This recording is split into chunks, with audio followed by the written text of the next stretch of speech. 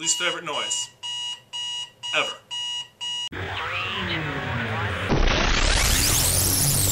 Welcome to my world, your distraction attraction. What am I doing? Does anybody really care?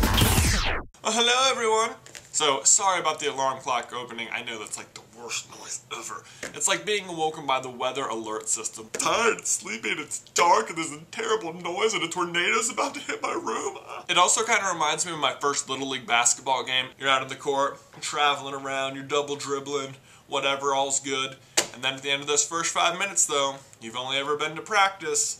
No one told you God was up on the roof with his industrial strength God air horn. He's about to go, "Ah!" Scare the living bejesus out of you. Coach is like, it's just the buzzer. And that's it. Everyone's crying. First quarter, game over. Hot chocolate all around. I seriously avoid that noise at all costs though. I think my freshman roommate used to use it against me. You know, he got to college, just like, woo, I am never waking up before noon again. Of course, he didn't know he was rooming with me. I'm like, 8 a.m.'s, that's awesome. My day will be over by noon, woo. But he'd get me back, because at noon when I get back in bed, I think I'm getting a little ahead of myself here. I'm assuming that your alarm is actually going to go off, which, if you think about it, is kind of a miracle, unless, of course, it's the weekend where, you know, after a whole week, by Friday you figured out how to set it again, and you, of course, forget to not set it until Saturday morning when So let's talk about potential slip-up number 1 when it comes to digital alarm clocks. When is the last time you needed help from the AM/PM indicator on your clock? Have you ever had this conversation with your friend? Hey, what time is it?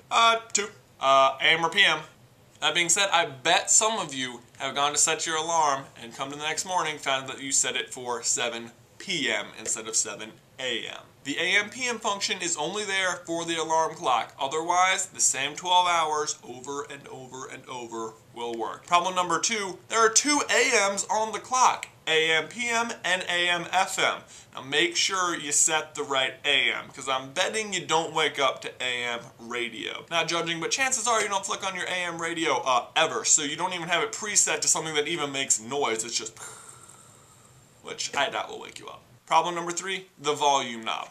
Why does it go down to 0? Why wouldn't you just turn the music off at that point? I mean, it's not like muting the TV where you can still see something. It's a radio. You can't see anything. All that can come of turning the volume all the way down is that when your alarm goes off, it's silent. Alright, so let's assume you're waking up in the morning with some FM music and the volume's turned up. That's great, except that you might have the second option besides radio to play your iPod or a CD or something.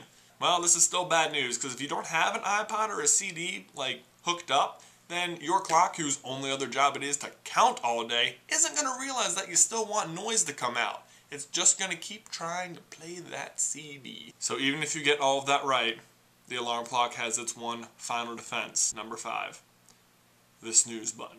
Who came up with the snooze button? Its function is to help you be lazy. And I've heard people argue like, no, I need to wake up a little bit at a time. I love the snooze button. Why would you set your alarm to go off early and plan to hit the snooze button when you can just set it for when you actually need to get up and get a longer amount of uninterrupted sleep? I've used the snooze button 3 times in my entire life. It's not a pleasant 10 minutes of extra sleep. I don't go back to sleep. It's another 10 minutes of just waiting for I'm really getting ahead of myself again. This is all assuming that you ever fell asleep at all. You ever played this game?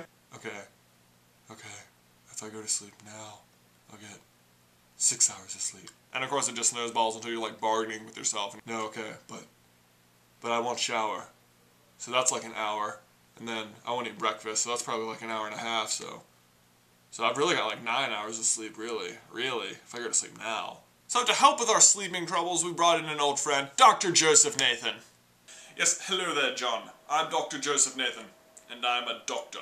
Now, let's jump right into it here. I've been doing a bit of research when it comes to sleeping disorders, specifically narcolepsy, that is to say, just falling asleep. And I've been alarmed to find that 99% of people, John, just fall asleep at least once per day. You mean like going to bed at night? John, I'm the doctor here, and I believe I know what I'm talking about, alright? Which is why I've gone on the offensive against narcolepsy. I've actually been awake for the last 5 days. I think you might be suffering from insomnia. What are you interrupting me with now, John? I said I think you might be suffering from insomnia. I say, John, are you looking alright? Well, thank you, Dr. Joe. So, I guess it's been a while since I've had a regular chat with you guys like this, but I do have a good reason. I got a job. Look, I got a business card, everything. I'm like a real official person. Woo. And honestly, I don't think I would have gotten it if I hadn't gotten all the practice doing videos from doing this. So I have to thank you guys, because I think that really helped me out here. So do you guys have any sleep troubles or just any questions at all? We can do another Ask Jonkerlin. Leave it in the comments below. Thumbs up, subscribe, and see you next time.